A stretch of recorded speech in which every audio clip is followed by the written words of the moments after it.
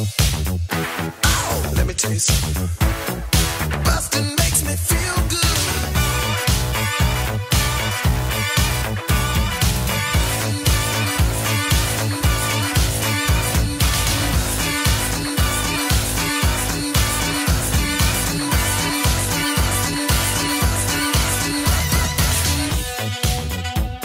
Hey everybody, welcome to Blockbusting, the podcast where we love to hate the movies.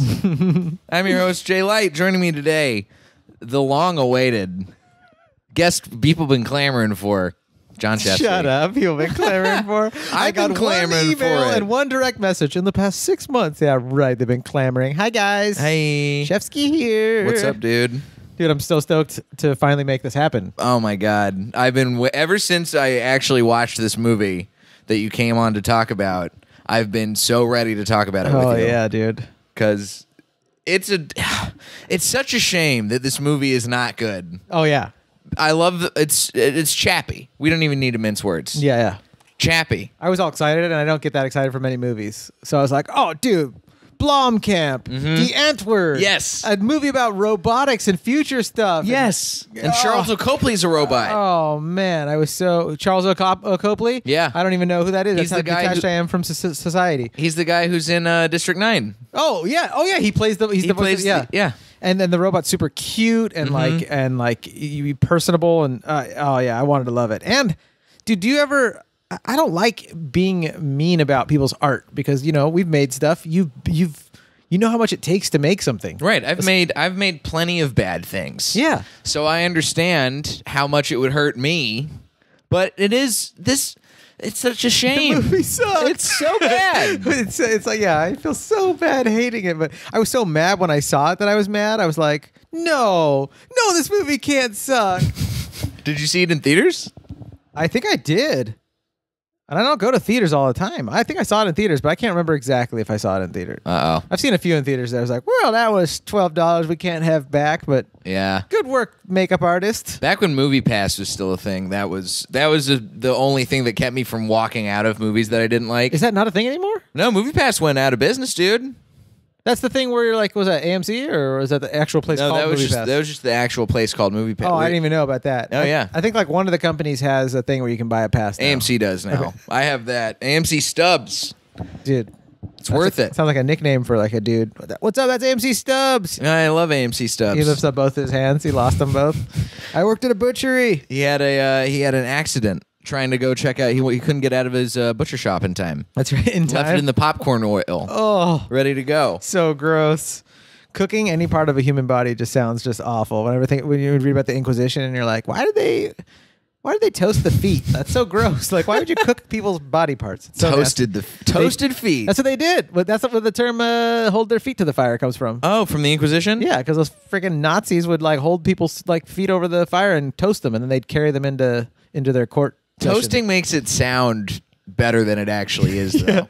That's not like making a Subway sandwich good. Right. Yeah. Listen, we're gonna run it through our toaster oven, and your feet are gonna have a nice crunch to them. Oh, they're gonna be nice, dude. They'll be moist on the inside, crunchy on the outside, a little butter. They'll hold up the sauce well. Yeah. Yeah, a little garlic salt. Mm-hmm. Yeah. So Chappie, do you remember your first like how it felt seeing this movie for the first time? Dude, the disappointment. I go into it thinking like, oh man, they're gonna tackle some big subjects, and who better than you? Do you know Die Antwoord? Yeah. Like, dude, they're just a rad, like weird South African. So weird. Speaking of artists, like just So artsy funny. fartsy, Yeah. hip hop artists, right? Very interesting music. I've always liked their stuff. Dude, and they're really ornery. They're bitter at everybody, which is hilarious, Yep. right? As a comic, you're just like, oh, they're mad at everyone. They Yeah. don't like They don't like Lady Gaga. They're just pissed. Like there's that one song, was it Fatty Boom Boom, where they just like list off all of the famous, Yep. including Kanye, and it's like, whatever happened to good hip hop? I'm like, oh damn, they got some chutzpah. You know, I was like, I love them. So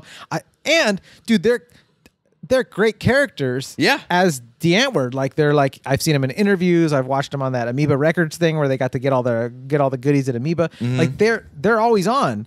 So you would think, oh, they're gonna star in this movie, dude. They're gonna be badass in this movie. And then you're watching the movie, and you're like, did they just not have coffee this morning, or like their characters?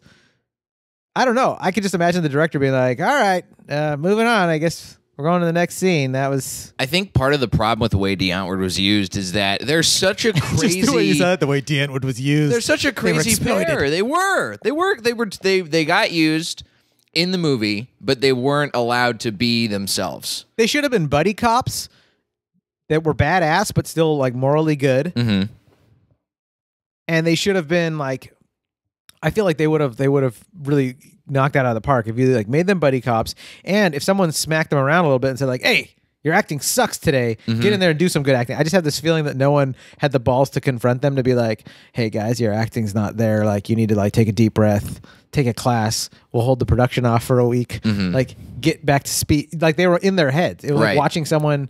It was like watching a new person that doesn't know what they're doing act, and you're like, okay, they're just in their head. They don't know how to relax and just be this character. Well, that's the thing. And Die Antwoord is this, as their aesthetic goes, they are already playing such a character in both of their performances, quote unquote, as the group Die Antwoord. Yeah, they're already playing a character. Yeah. So this is like them having to play characters on top of that, so they can't go through both layers of acting. It's too meta. And it's too lost. meta.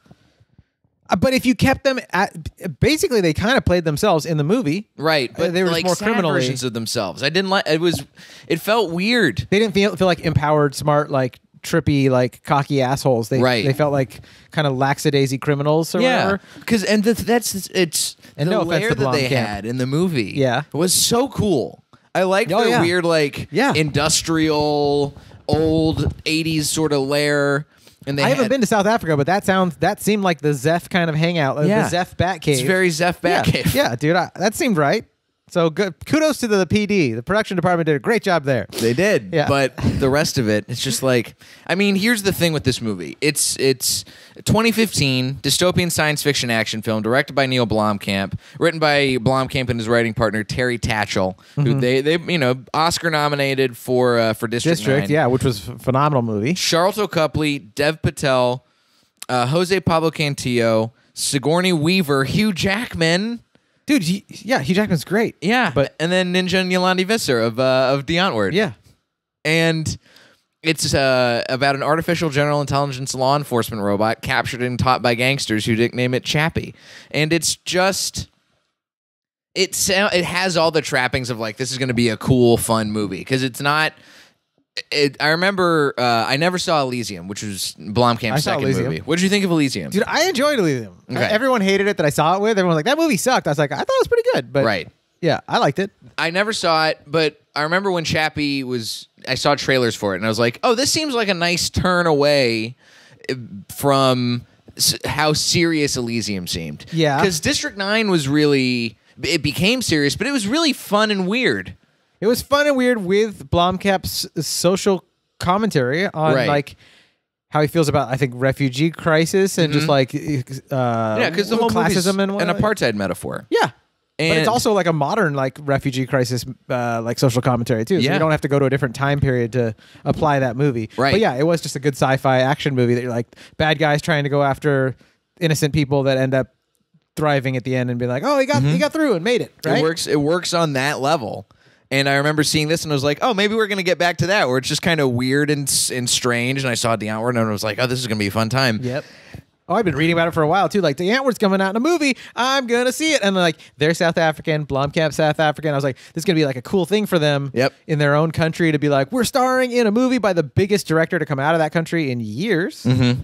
I don't know who was before that. I can't think of anybody. I'm sure somebody who's been bigger out of South Africa than him. I get Charlize Theron, but she's not a director. No, but she could be.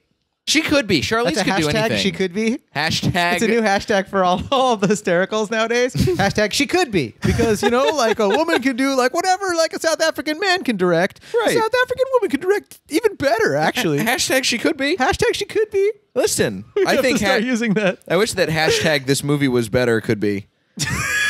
It's a bad hashtag for a bad movie. Hashtag I feel guilty talking shit on. Dude, it takes hundreds of people to make a film that even like looks good and the sound is right and you have good shots, just good shots, action shots. So it feels bad just being like, that movie sucked. And everyone's like, well, did it suck in the catering department? I fucking delivered great chicken parmesan. You know what I mean? Like every person that worked on it's like, it didn't suck. It was a great experience. Listen, So I the feel so Crafty was guilty. on point for this Yeah, movie. dude. Yeah, Crafty was great. They had every kind of gum you could imagine.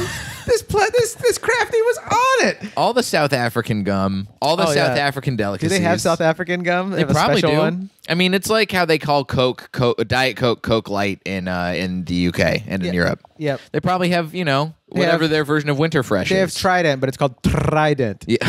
That's a South African riff. I've never even been there. I just, they got a lot of Jews there, so I always paid attention. They in South Africa? Mm-hmm. There's a lot of Jews?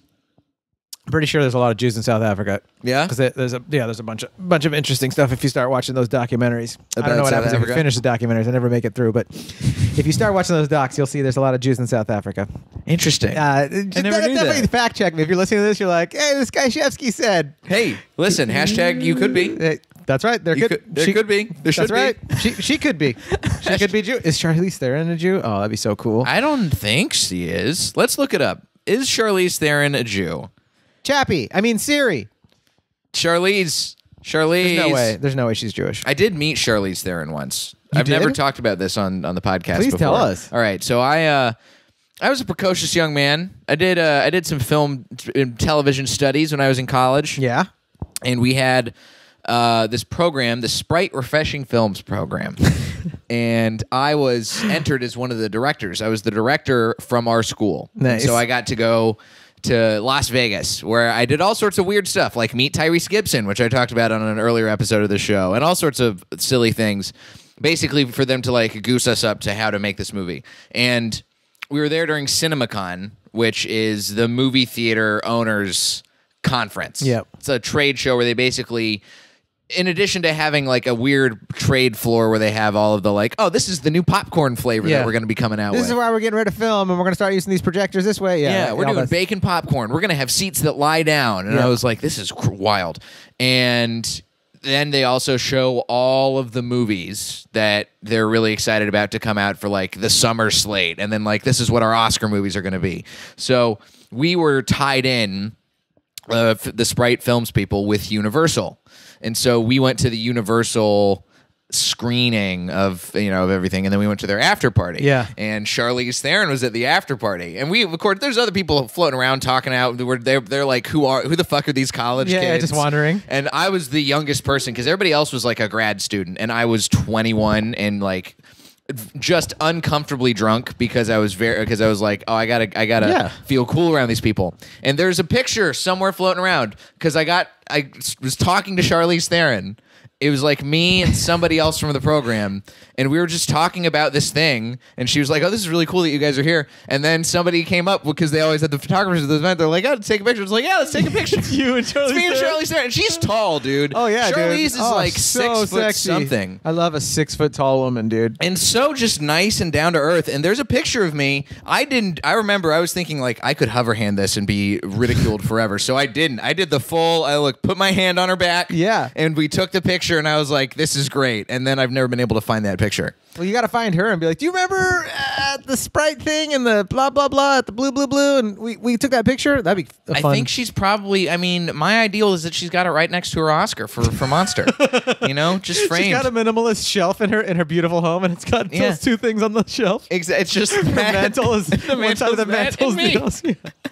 Yeah. Charlize Theron. Oh, dude. But I love the way that Neill Blomkamp directs movies, and it was such a shame to see, that Chappie had potential, but it got, for me, weighed down by a lot of stuff. What were some of the things that you didn't like about it? 'Cause Okay, you saw the potential too. Dude, and this is me being a pretentious, dorky asshole. That's what this podcast is all about. Nice. That's what we're here for. Pretentious dorky assholes. Then Yeah. I'm in the right spot.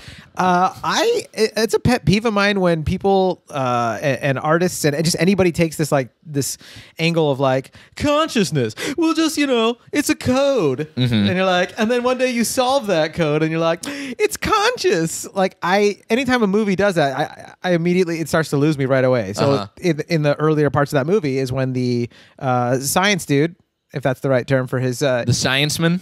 when the scienceman goes, it's alive. I'm just like, huh? Like, What are you fucking talking about? Like, Yeah. you know, it's not like I can't buy the whole like consciousness is a computer program thing, and that it's just so simple to be like, it's just binary, man. And so it's like, well, something can look conscious to you, to the outside, projecting onto it. Right. But is Chappie alive? Of course I feel bad for it. I'm going to err on the side of caution. I'm not going to say we should beat up a robot just because it could never be conscious. But when they're just like, it downloaded, upload complete, it's Right. conscious. I'm like, huh?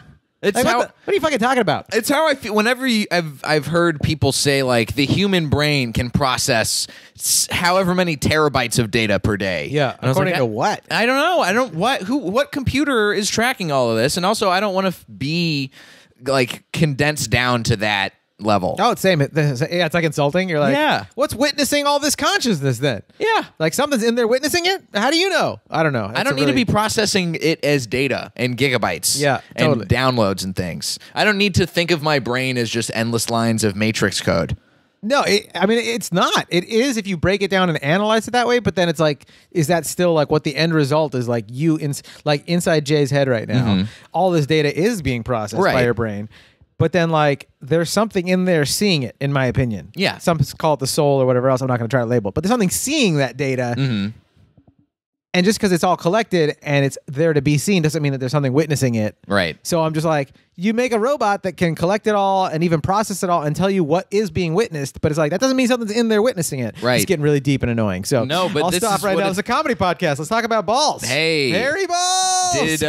Did Chappie have balls? No, he didn't. And Yeah, that that's was- another that was problem I had weird. with this movie. Why does he get to have a chain but no balls? That's so weird, dude. He's got no balls. So is Chappie a guy or a girl even? Is there a think- gender?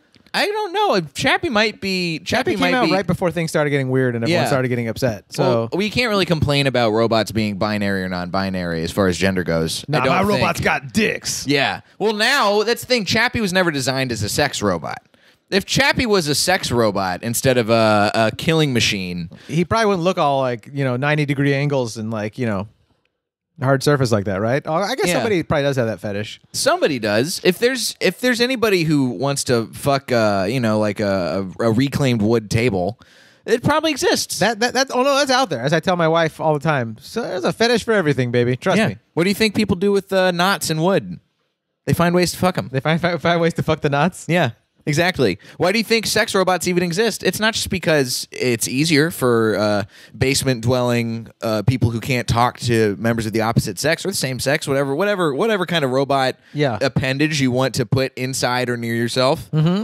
It's because they want to fuck a robot. At the end of the day.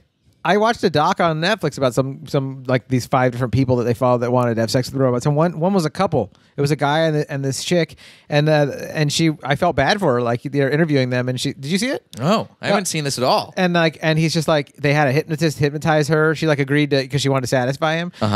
They hypnotized her to be like, I'm a robot for sex pleasure. And I was like, oh, this guy just has some sort of like fetish, and he just like wants to like have sex with a fully submissive person. He calls it a robot, and then she pretends to be a robot.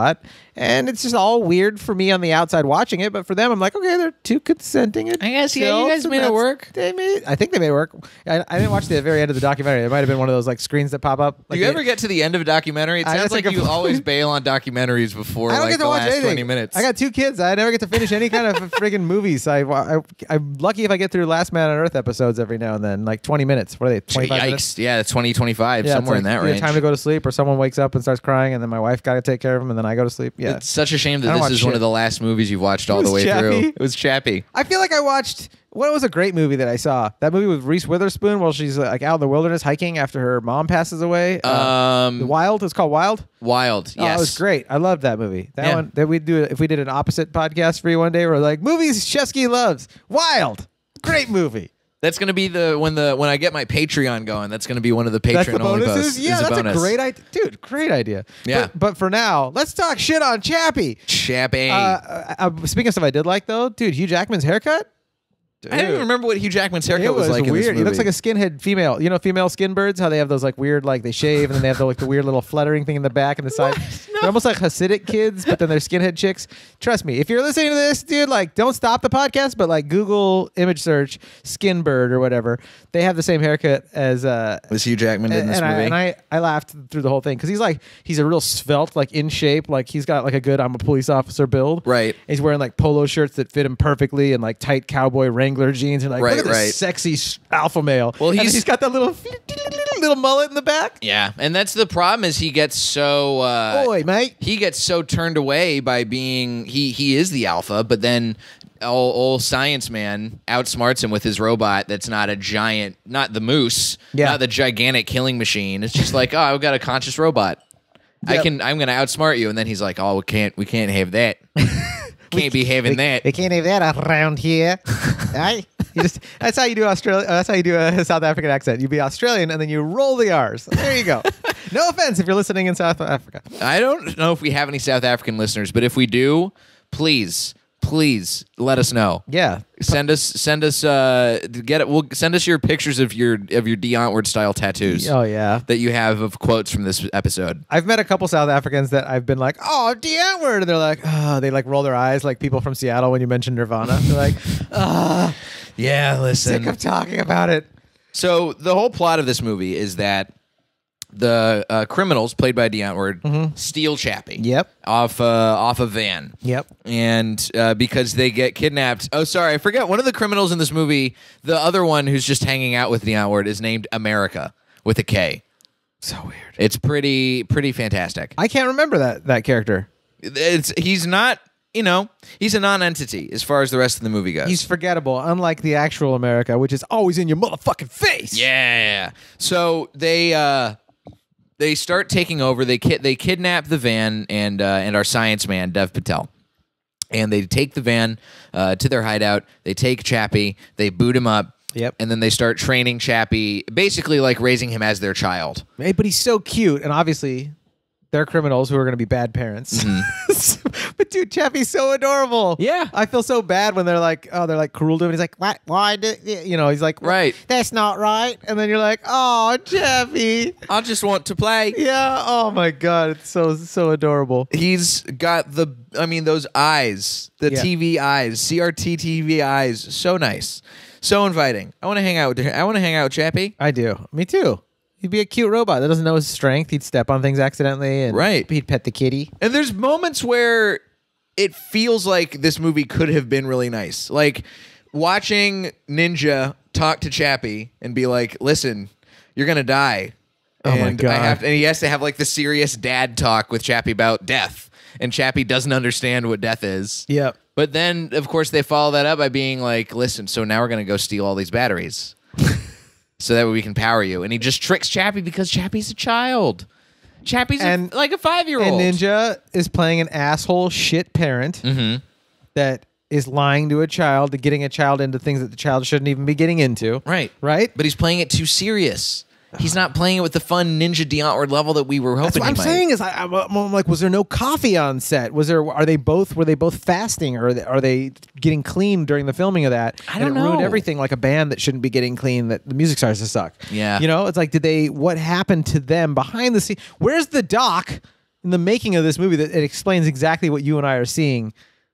It would have been so much more fun if they had just been having fun. It didn't seem like Chappie was a movie designed to be as fun as it looked like it might it was going to be. Like if Ninja and Yolandi had, they always got their Ninja's got like all the weird sexual tension and stuff he always talks about. And like if they would have had more teasing like that and more like, I don't know, like was it a director problem? Like are we going to put Blomkamp on the spot right now? Be like, dude, did you not give them the right playground to be who they are and kick ass for you with your camera rolling? Like, no offense if he's listening. That's the thing. I don't know. Have you seen any of Blomkamp's work after this? Have you seen any of his like Oat Studio stuff? No. What has he done after that? Okay, so after this, Neill Blomkamp started I don't know whether the proper term for it is a production company or like a YouTube channel or whatever. But he did a thing called Oats Studios. And basically, it's a production company. We can call it Oats? a proper Like- production company. Like oatmeal oats? Like Oats, yes, Like like the oats? grain, Oats- like the oats my goats? like the meal. Yeah, okay. Oats and groats and diddly dotes and something barley. Who knows? Yes. Mares eat oats and dozy dotes and little lambs eat ivy. There we go. Si, senora. That's what he's calling That's it. a long name. A lot of syllables in this company, but here's your bank loan. Whatever works. So Oats Studios was a series of short films. It was the umbrella term for it that he made. They released on Steam and YouTube, and they're solid. Okay. They're really there's some really good, violent, fun, interesting sci-fi in there. Ooh, I and gotta it's see. sort of more in the vein of like Back to District 9, where it's dark and there's some funny parts, but it's also some good social commentary, and it's back to form for Nice. Blomkamp. Good. Which is, I feel like, kind of what he needed. I was hoping that he could do something fun like Chappie. Yeah. But I don't know if it was the right time. I mean, what you're bringing up right now makes me excited because it just reminds me of some sort of piece I felt a few years ago. I got mad. I bought the Queens of Stone Age came out with like Clockwork, I think it was the. So I was super excited. They're probably one of my favorite bands. And Clockwork came out. I was like ready to rock the fuck out. And I barely, who buys CDs anymore? I buy a few. I buy a Drive-By Trucker CD. I bought a couple, like random CDs. I'll be like, I'll buy the hard copy of that. Okay. So I bought Like Clockwork, and I put it in my CD player in my car, and I was driving, and I was like, all right, first song, like, it's good, but like, next one will rock. Next one will rock. You get to like the 13th song, you're like, all right, man, maybe the next one will rock. And then you press the fast forward again, and then you're back to song one, you're like, none of the fucking songs rocked. And I was all pissed off, and I was almost like cursing this band. And then I stopped, and I was like, had a little self-talk. I was like, John, this band, and specifically the common thread who stuck with the band the whole time, the founder, Josh Homme, has given so much pleasure to you over the years, so much absolute brain candy joy of his poetics, of the music, and all the other bands he's produced amazing albums for. I was like, how greedy and asshole, whatever you want to call it, how needy and greedy are you that you're cursing this person that has given you nonstop pleasure? Who the fuck are you to tell them they can't like make an album that not even saying it's a mistake, make an album that they felt from the heart was like what they wanted to produce for their art. Like you could just go back and listen to the last album that you loved so much. Yeah. And just let this artist a human being. They're not they're not your slave. Right. Go back to Era Vulgaris or whatever, you know? Yep. Which even that one I cursed for a little bit till I got used to it. And even Lullabies to Paralyze, I was like, this ain't Queens of the Stone Age. And then eventually I was like, that's some of the best Queens of the Stone Age I've ever heard. Anyways, this is a Queens of Stone Age podcast episode. But my point being is like what you're saying about Neill Blomkamp is like, he's a human being. He made a movie. A ton of people put in together to make this movie, but he directed a movie. He orchestrated it. It wasn't exactly what you or I wanted. And maybe objectively, it is a bad movie. Maybe we are saying that. Hint, hint. I'd say that. Yeah. I'd go so That's far as to comfortably say saying that. he made a bad movie. But at the end of the day, and Neil, if you're listening, you're a human being, damn it. Yeah. And you made something great many times over, and then you made something that maybe wasn't that great, but it's okay. Because guess what? You picked your hockey stick up again, and you took a couple more shots, and you did some more goals. I don't know if that's a good Mighty Ducks. Good metaphor. Do they have hockey in it's South Knuckle Puck Africa? time. Oh, they have hockey. It's on dust. It's on the Dust dusty hockey. ground. There Dust you go. hockey. That's They a- use skulls instead of pucks. Now that's a good sci-fi movie. I'd love to see what Neill Blomkamp does with the weird hockey Death Race 2000 mashup. Oh God, I can't watch any more freaking what do you call it? Dystopic like desert movies. I'm so like, has anyone got a fun view of the future if climate change doesn't get fixed? Like, there's got to be a good view. I keep watching these. Where I just saw a Blade Runner the other day. The new one, 2049? Oh, dude, it was beautifully shot. Ryan Gosling, who his acting coach is definitely one of the Die Antwoord people. Yep. But dude, it was so dark, and I was just like, is there anything good that happens in the future? Like no one making. I mean, I don't think so. Right? I don't think there's anything. It's all deserts, man. It's all deserts, which I love the desert, but I'm like, you have to have the civilization with the green trees to ship in the water for me to enjoy Joshua Tree. But if there's no Los Angeles to give us the water and the T-shirts with the silk screening and the stuff to buy for my, the carne asada for the Right. camping trip, then Joshua Tree is just Mad Max, and fuck that shit, man. Yeah, see, I don't mind. I would imagine that there's got to be a world, hopefully sometime in the next couple of years, when we can get back to having fun sci-fi again. Yeah. Because all of this like dystopian future stuff is just like I could tell that Neill Blomkamp was trying to have fun with a sort of like a not very far into the future, just in the future enough. Yeah, like a little near future. RoboCopy Chappie. Yeah, like we're just like, oh, it's a 2027, right? And then all of a sudden, but he couldn't do it. Yeah, and it's such a shame. And then fun fact: speaking of RoboCop, that was the next movie he was supposed to direct. Oh, the newer RoboCop. Yeah, he was going to direct a new RoboCop called RoboCop Returns. It was going to be a direct sequel to the original. But then he announced on my birthday this year that he will no longer be directing RoboCop Returns and is going to focus on a horror movie instead. Ooh. So I'm intrigued by that too. I would love to see him do a horror movie. Although I don't watch a lot of horrors. That'd be fun. It's going to be interesting to see him stepping out of sci-fi into horror. What if he does a sci-fi horror like that Sun movie or whatever? I mean, that'd be cool. I'd be on board with that. If he did like some Event Horizon kind of thing. Event Horizon. I think that's what I was talking about. Is that the Sun movie, Event Horizon? No, you're thinking of Sunshine? Sunshine. But Event Horizon, yeah, that was scary as Event fuck. Horizon, if we see Blomkamp's version of Event Horizon, I'm on board with Yes. that. And I've never seen Event Horizon. I just know about it. It's good. It's a nice, scary sci-fi horror movie. I'm on board. Here's the thing with Neill Blomkamp and Chappie, and there's a critical response to this movie, which, it's pretty bad.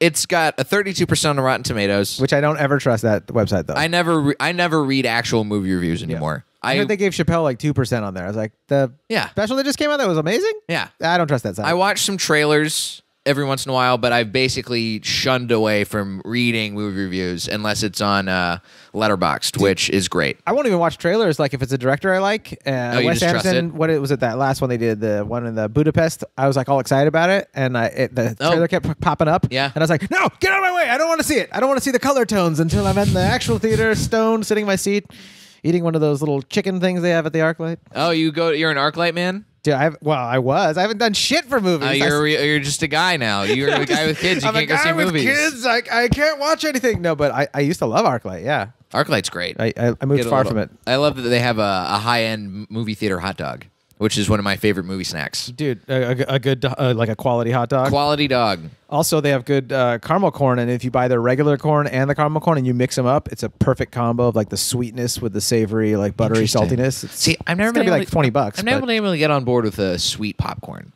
Caramel corn, kettle corn, it's not really my bag. You're not doing enough drugs before you go into the theater. I can't do any drugs before I get into the theater anymore. You gotta be anymore. inebriated to enjoy half of this. And talk to me 4 years ago. Chappie had a lot of people who were like, this is a very intelligent movie, theoretically. Yeah. But it's clunky and it's unappealing one-note characters. Chappie is a further downward step for director Neill Blomkamp, says Todd McCarthy of The Hollywood Reporter. Tim Grierson of Screen International wrote, despite his ambitions, Chappie is a bucket of bolts. Oh. Manola Dargis of The New York Times wrote that Blomkamp struggles with the material. Kenneth Turan of The Los Angeles Times called it cartoonish and preposterous and not in a good way.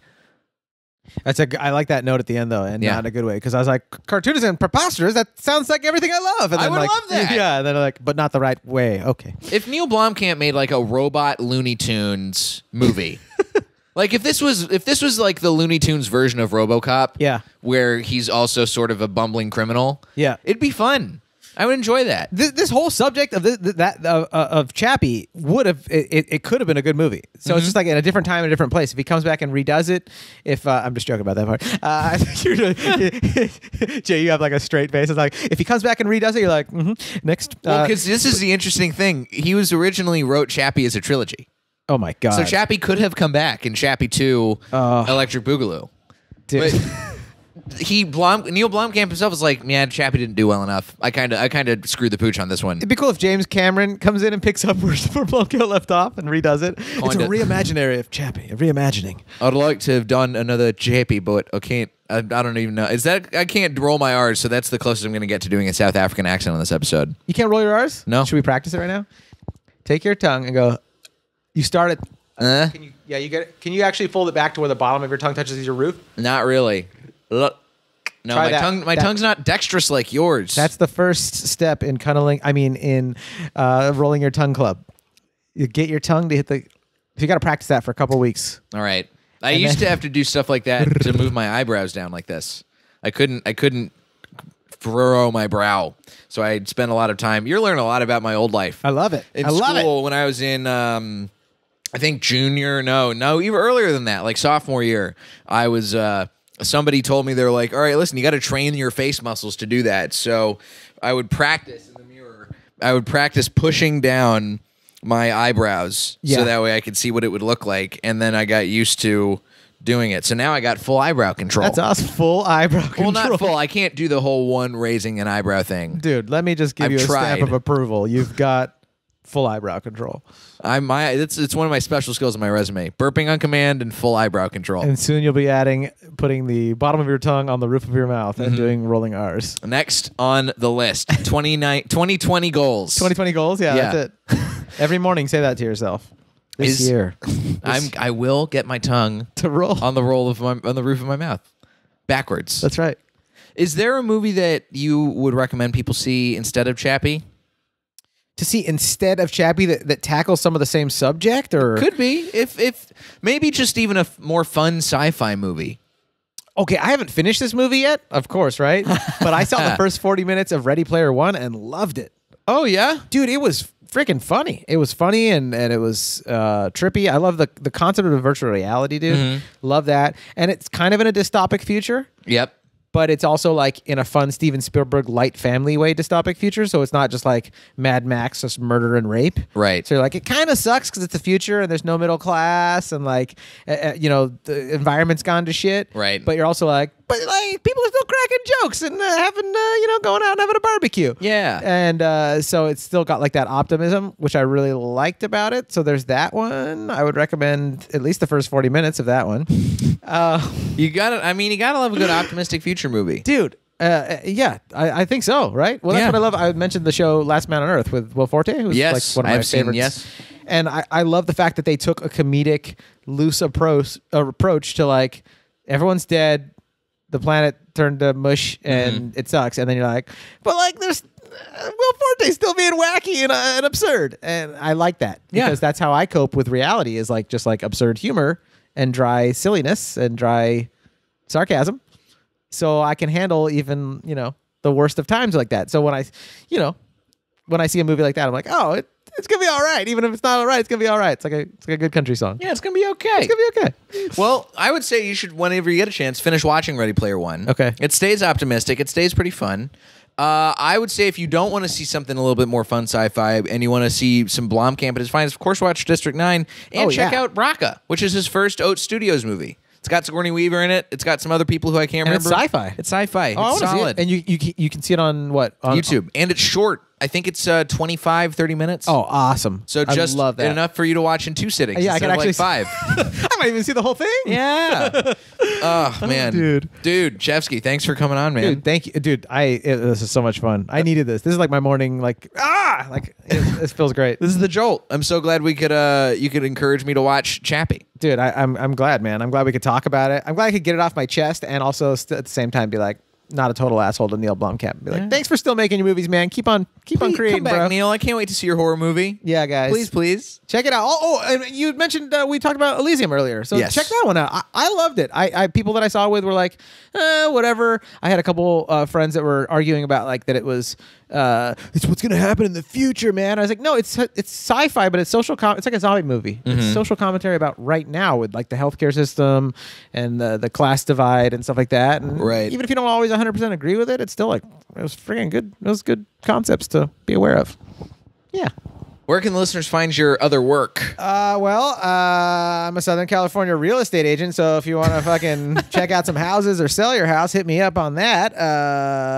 You want to talk about... if you want to, dude, just check out my podcast. It's called Fantasy House Podcast. It's on all the platforms. It's basically HGTV, like MTV Cribs in like a Rick and Morty world. So every episode I have a different guest on, which you're doing an episode. Yep. And they walk us through their surreal, trippy, mind-blowing fantasy house. It's really fun. It's a good time. Fun times. Yeah. Fantasy House Podcast. Awesome. Yeah. And you got social media handles they can follow you on? Oh yeah, you can hit me up on Instagram, Fantasy House Podcast on Instagram. Sweet. Yeah. You can find me at Diet J on Twitter and Instagram, jlightcomedy.com for show dates.